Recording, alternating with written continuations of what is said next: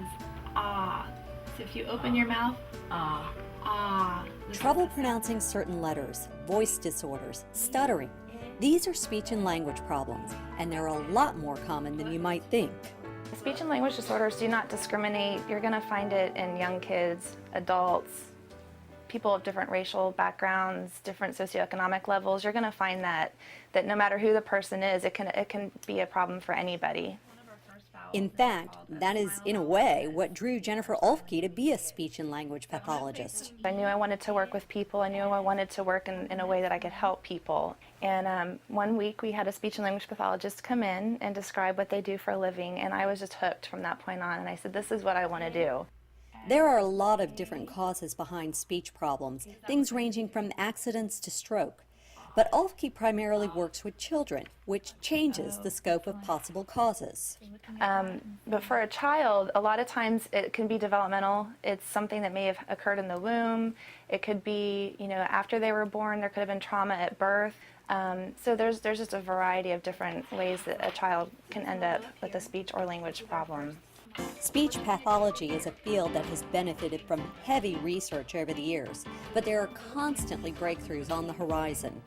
Right now we're in a critical research time for communication disorders. There's been a boom in research, and it just continues to come, and so there's really a need for researchers. But it's very important to keep up on that because we constantly see different kinds of kids coming in here, and it's really critical to know what we're working with and what therapies work.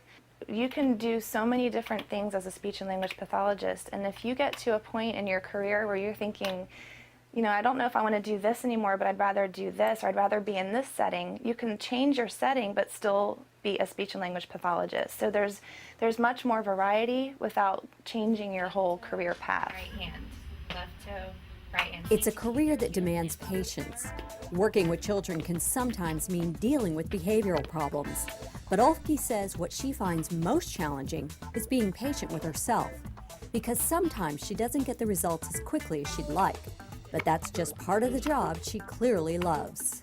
I just knew that there were so many different people that could be benefited by someone who was a speech and language pathologist. And I think the enthusiasm of the person that came in the class and taught and told us all about what it meant to be a speech therapist and what it entailed, I don't know, there was something clicked and said, this is what I want to do. Hard? For your help, I'm Alicia Callanan Mandigo.